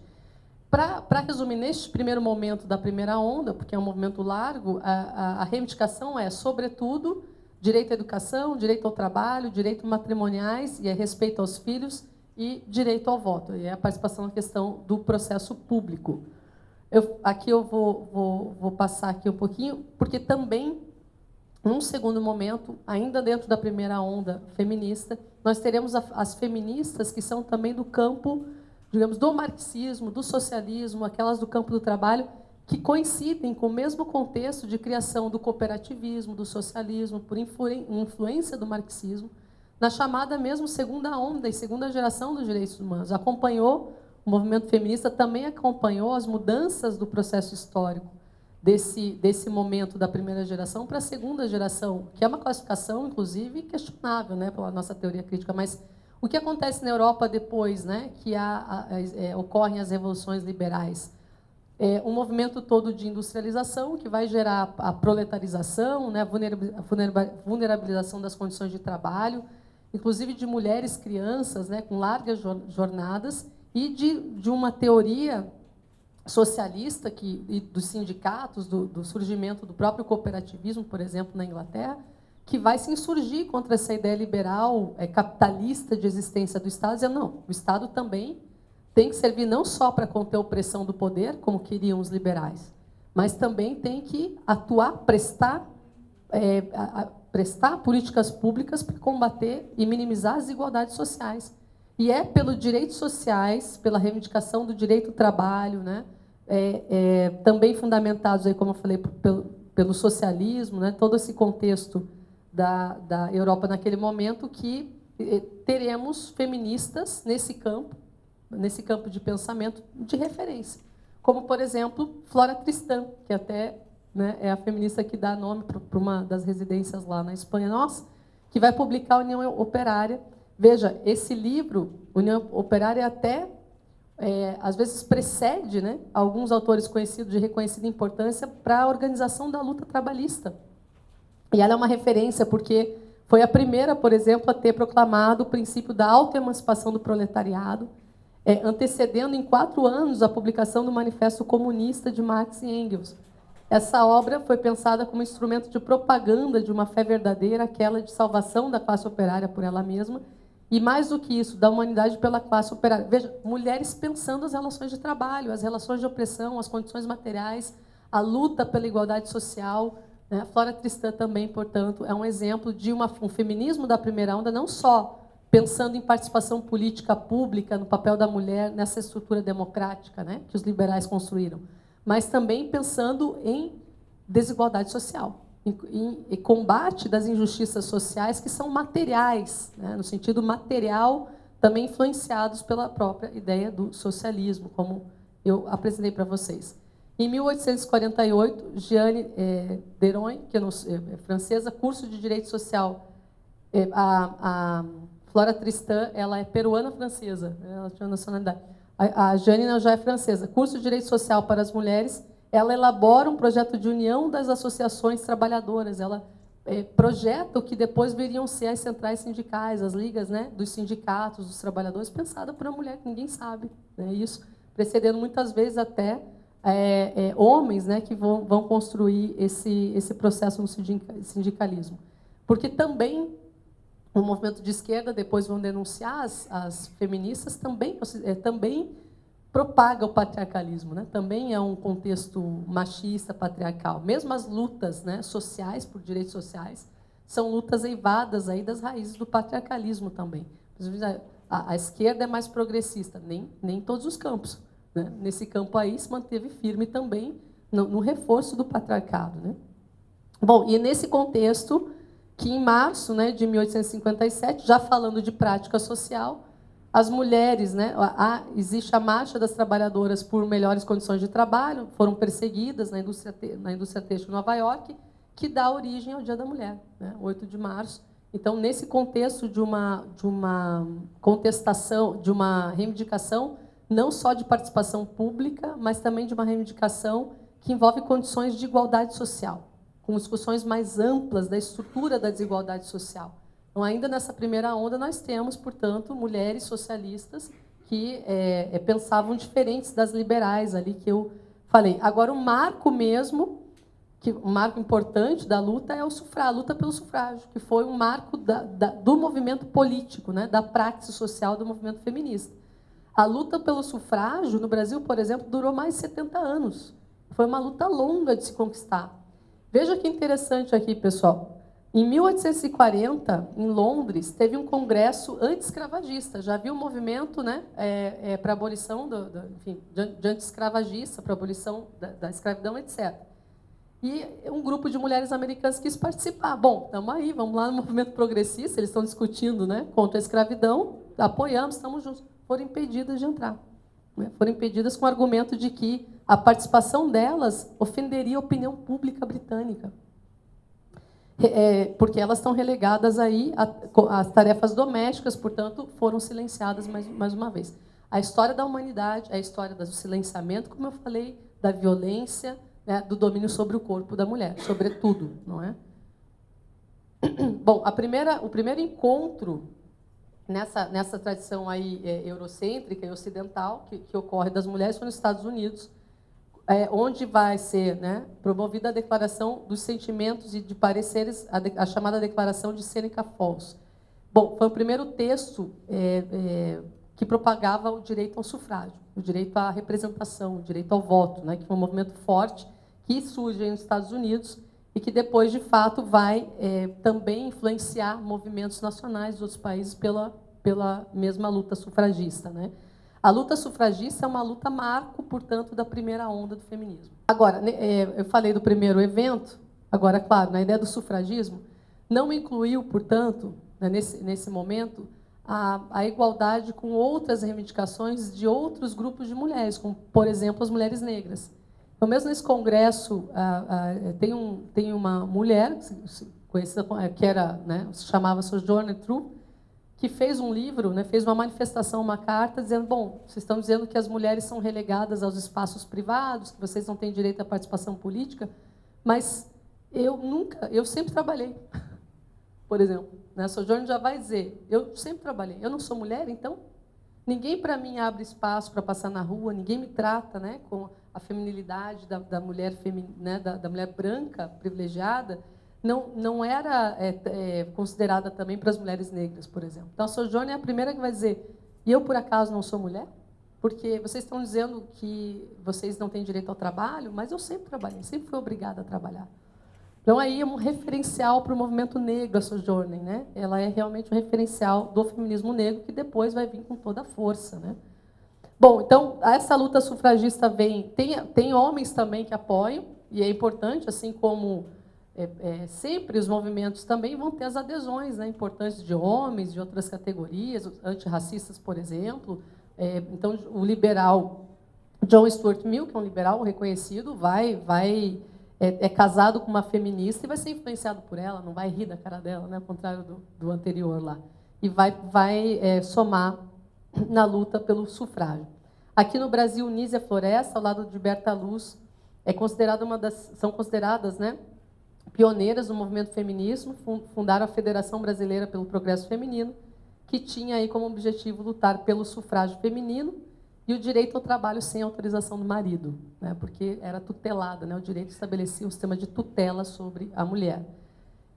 Aqui eu coloquei a Sojourner, então, proletárias, pobres e negras não estavam incluídas nesse universalismo, né, da primeira onda sufragista, das mulheres brancas sufragistas não somaram, né, a luta das mulheres negras, por exemplo. Aqui como eu falei no início da aula, coloquei um quadro da Rosana Paulino que vai mostrar bem como é diferente, né, a opressão que a mulher negra sofre e viveu historicamente. Então, se a mulher branca sofreu suas formas aí de opressão, para a mulher negra é tudo de outro paradigma, né, de opressão. Esse quadro finaliza a discussão da primeira onda, nessa linha também, para marcar bem como essa primeira onda sequer tocou na questão do movimento negro, por exemplo. Não alcançou, não tocou, não incluiu, não reivindicou junto, né, não se solidarizou, não teve sororidade, né, nenhuma solidariedade. Estavam falando do contexto típico ali delas. Bom, isso, evidentemente, vai mudar aí para frente. Claro, depois, fazendo um recorte aí, o que acontece, né? Depois da Segunda Guerra Mundial. Então, a gente falou sobre todo o movimento. Vocês veem que o sufragismo no Brasil, o direito ao voto no Brasil vem com o decreto de Getúlio Vargas, mas muitas constituições estaduais dos estados, né, primeiro reconheceram, depois ele reconheceu o direito do sufrágio feminino. Mas a segunda onda aí vem, já no contexto do pós-guerra, lá na década de 70, com uma ampliação do movimento e da própria teoria, né? Então, nós vamos ter aí umas demandas mais amplas do que aquele tradicional debate entre espaço público e privado, superando bastante essa questão dessa divisão do espaço público e privado.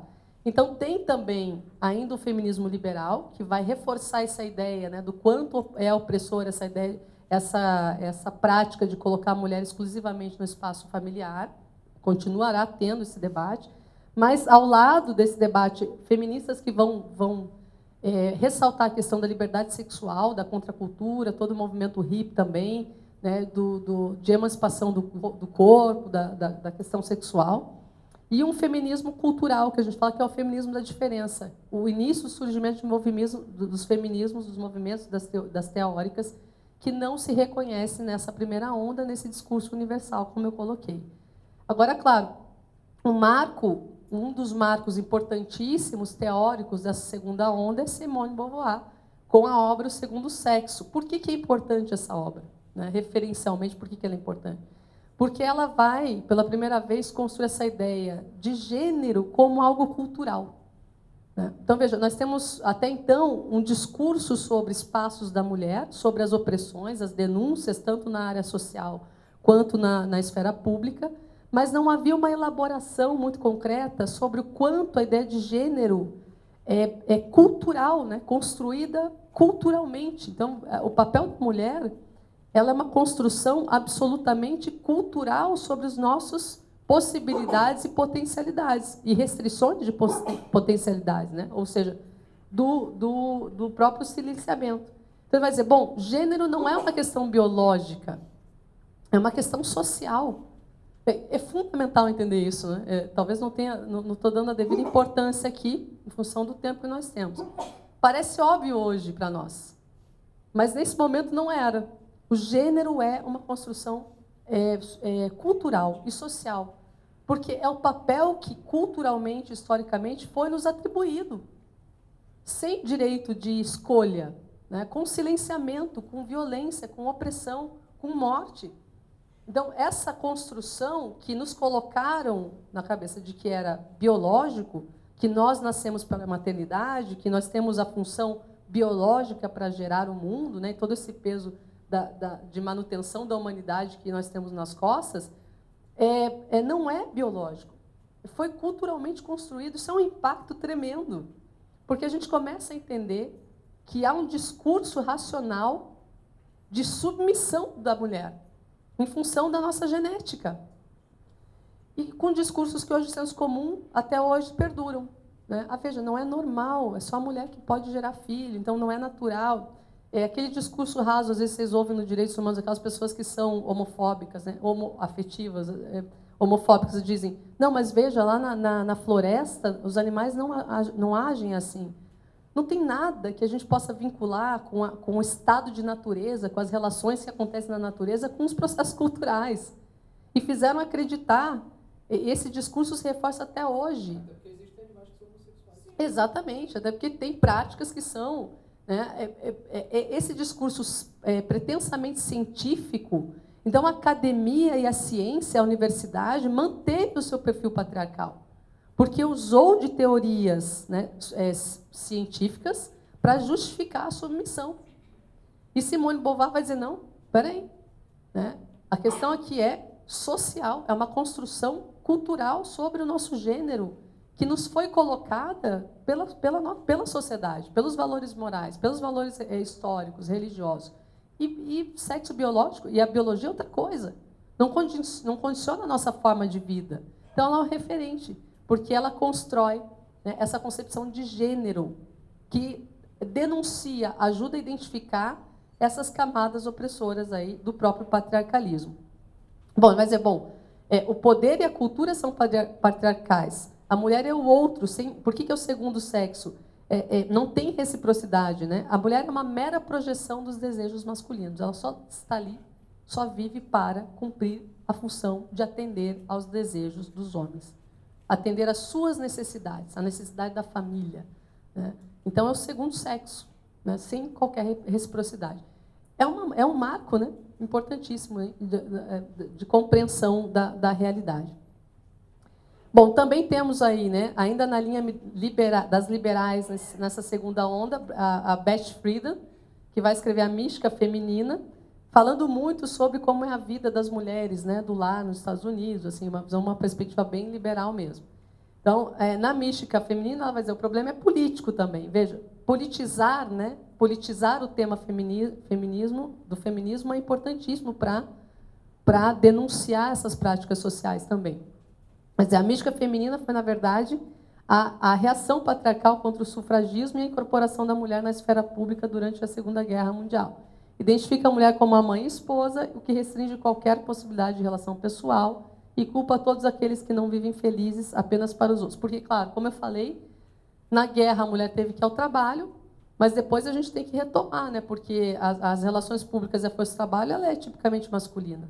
Então temos que devolvê-la ao lar. Essas mulheres têm que retornar ao seu trabalho. Então desqualifica o trabalho feminino, desqualifica a sua função na força de trabalho, etc. E aí coloca-se toda, né, de novo ali no pós-guerra, no momento daquela imagem que a gente tem da mulher nesse momento. A Beth Friedan sempre me lembra aquelas propagandas, né? É muito clássico, né? Da American Way of Life, ou seja, do modo de vida, né, norte-americano, que aquelas, né, muito, assim, eu tenho várias imagens que podia ter trazido, mas tem mulher até, assim, a mulher na perna do marido apanhando na bunda, né, os eletrodomésticos para ela ser uma boa mãe, uma boa dona de casa. Como a cultura do marketing reforçou, né, com força essa ideia de que a mulher, o seu papel era ali porque tinha que retirar de novo do mercado de trabalho, tinha que devolver a elas, né? E hoje há movimentos de mulheres que falam, não, realmente eu quero voltar ao lar, essas feministas estão atrapalhando meu direito de usufruir, né? Claro, pode ficar, ninguém é contra que você fique, só não menospreze as lutas históricas da nossa emancipação social. Vamos também entender aqui, quantas de nós tivemos oportunidade de entender esses processos, de ter acesso a essa informação. Então, por que reproduzimos o patriarcalismo, o racismo, etc.? Muitos porque querem manter o seu sistema de privilégios. A maioria, eu diria, dos brancos, não quer usar, porque vai afetar a sua estrutura de poder. Agora, muitos, quando você vê um negro numa fundação fundamental, né, como a Fundação Palmares, né, jogando dessa forma no lixo todo o processo de luta de um povo, você vê que, enfim, tem pessoas que não só porque não conseguiram se emancipar, cumprem um papel para o sistema de privilégios. E sempre tivemos mulheres e homens que são subalternizados, vulnerabilizados, cumprindo o papel da manutenção do sistema. Quando você tem alguém bem-sucedido nessa linha, né, entre aspas, que é da classe subalterna, então uma mulher negra bem-sucedida em termos de mercado, um homem negro bem-sucedido em termos de mercado, ele é usado como exemplo. Tá vendo? Olha, ele conseguiu. Então, vocês vão ver me reclamar. E aí, né? entra a meritocracia. É a meritocracia. Também, então, na segunda onda, né, as feministas da linha liberal, mas também ali as chamadas feministas radicais, né, que eu já tinha comentado ali na primeira parte, que vão dizer que toda aquela questão da libertação sexual, do tema, né, da dominação, como eu falei, do movimento do hippie, da contracultura, que para elas não se trata apenas de vencer o espaço público, igualdade de trabalho, educação, enfim, mas também é necessário transformar o espaço privado. Então, por que são consideradas radicais? Porque vão falar de sexualidade, né? De como, como eu falei, também a hierarquia e a autoridade afeta o âmbito das emoções, a subjetividade, né, no âmbito pessoal.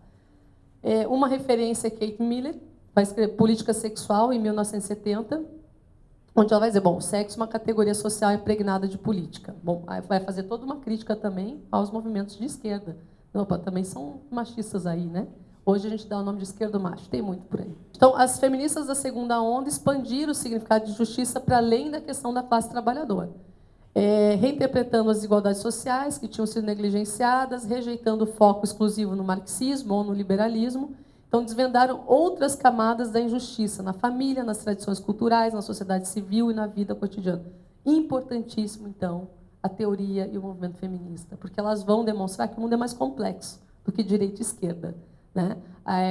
O movimento identitário surge a ideia de representação, de lugar de fala, mostrando que existem outros modos de vida que não passam necessariamente pela ou exclusivamente pela luta de classe. Uma briga que até hoje está, né, na nossa política de uma forma ferrenha. O identitarismo prejudica ou favorece. Não vou entrar nisso agora. É uma polêmica atual, mas foi aí, já, né, sinalizada aí por essas feministas, né?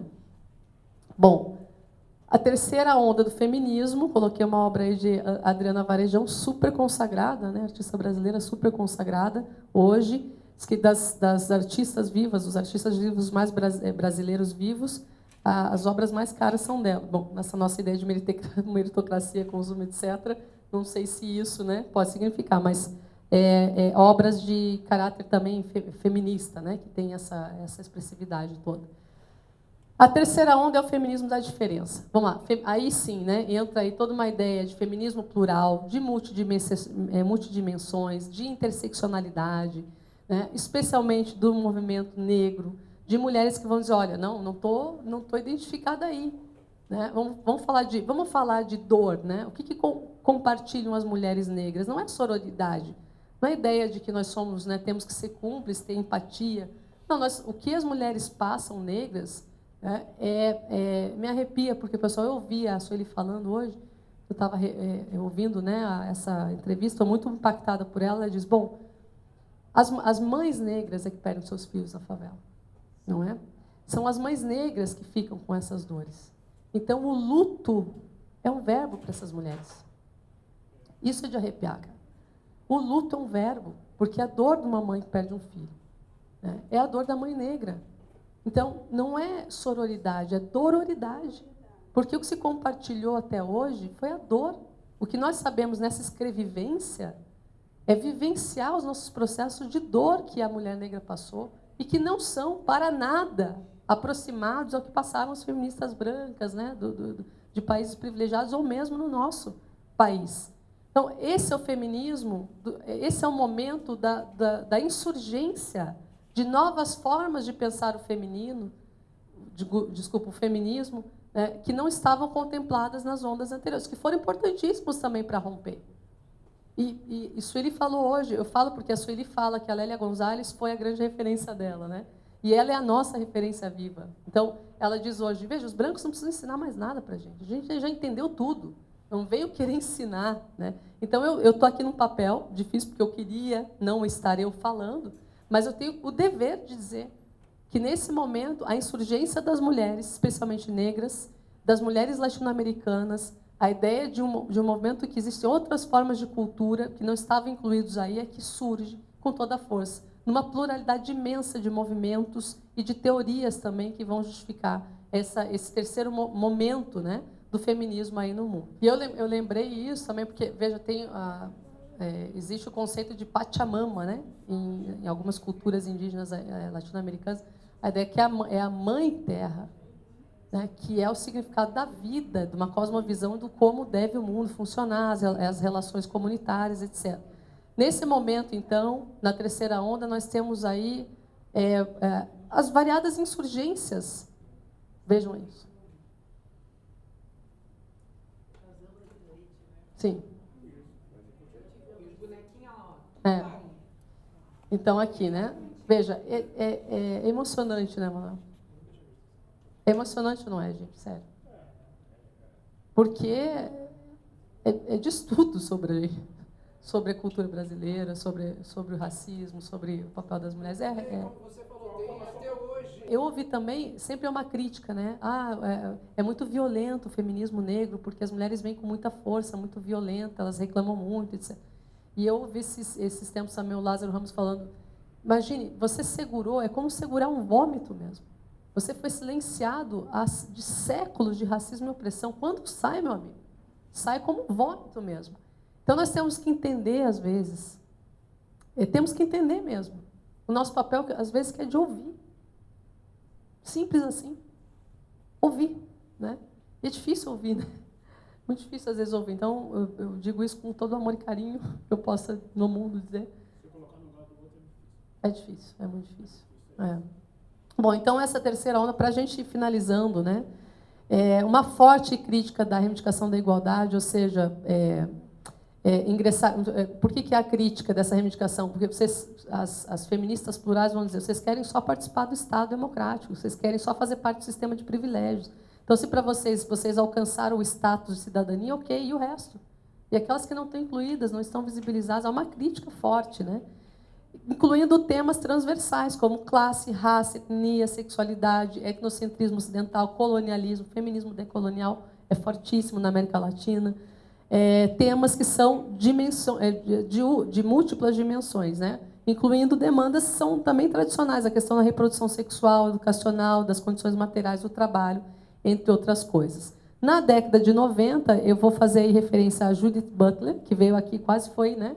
linchada no aeroporto por esses neoconservadores, se vocês lembram, ela veio aqui, foi muito maltratada. E o Henrique vai falar muito, porque ela vai trabalhar a questão do corpo, das outras diversidades, etc. É uma referência a Judith Butler, especialmente para essa abertura ao movimento queer, a identidade de gênero, ampliação, né, do gênero mesmo, no LGBTQI+. Né? E também um debate sobre micropolíticas, quer dizer, não é só a questão da estrutura patriarcal, da opressão, mas temas de reivindicações que são exclusivas de algumas categorias sociais, que têm que ser pautadas também. Então, essa é a marca aí. Bom, e um livro importante, que vai representar essa ideia, né, do feminismo plural, é o Feminismo para 99% das Mulheres, da Nancy Fraser, que é um marco também nessa linha aqui. Hoje se fala, né, além disso, eu citei aqui, a gente já falou bastante de mulheres brasileiras que participaram desse movimento. Lélia Gonzalez é realmente a referência. Tem um livro recente também dela, que foi organizado por duas mulheres, né, depois vou mostrar aqui, que resgata vários artigos dela, é importante esse livro. Sueli Carneiro, já falei bastante, a própria Jamila Ribeiro, né, Quem Tem Medo do Feminismo Negro e o Feminismo aí decolonial.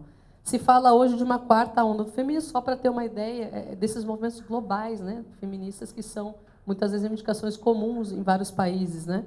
Então, por exemplo, se fala em cyberfeminismo, um ativismo digital, por exemplo, com aquele movimento Nenhuma Menos, né, que foram estabelecendo lutas múltiplas aí em vários países. Né?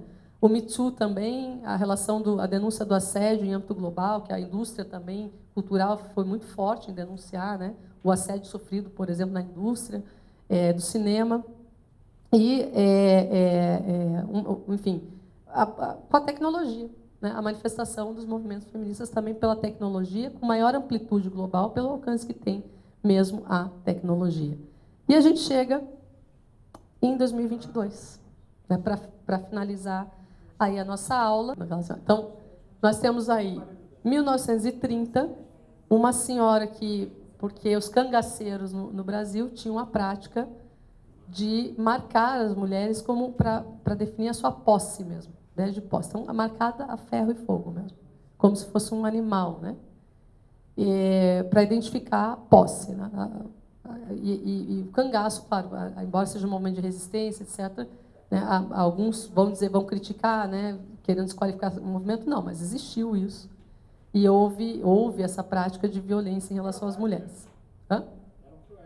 Cruéis também, né? Violência, exatamente. E em 22 nós temos essa menina que foi raptada pelo seu namorado, ela foi sequestrada, foi tatuada não só no rosto, mas também na sua vagina, também. Esse indivíduo, enfim, fala abertamente que agora está preso, né? Mas fala abertamente que ela não vai sobreviver. E emociona, porque de novo, né, a ideia de objeto, de posse, de se adonhar, né, se adonar do corpo da mulher, o que diariamente acontece no nosso país com muita força, né? Seja pela violência física, pela força, mas também pela simbólica, né? De apropriação da nossa vontade, do nosso destino, daquilo que a gente merece fazer, do que a gente não pode fazer, como eu falei várias vezes aqui hoje. Nós temos em 2022 com uma mulher marcada o nome do seu namorado, para que ela não tenha mais nenhuma possibilidade de viver, a não ser de ser dele. Como objeto, né, exclusivo de possibilidade de vida, de uso. Né? E a opção dela é essa ou a morte. Simples assim, para esse cara. E quantos não pensam assim? Ainda mais no momento, e aí eu quero finalizar com isso, onde a gente tem uma retomada com força de valores que são neofascistas, porque é um novo tipo de fascismo.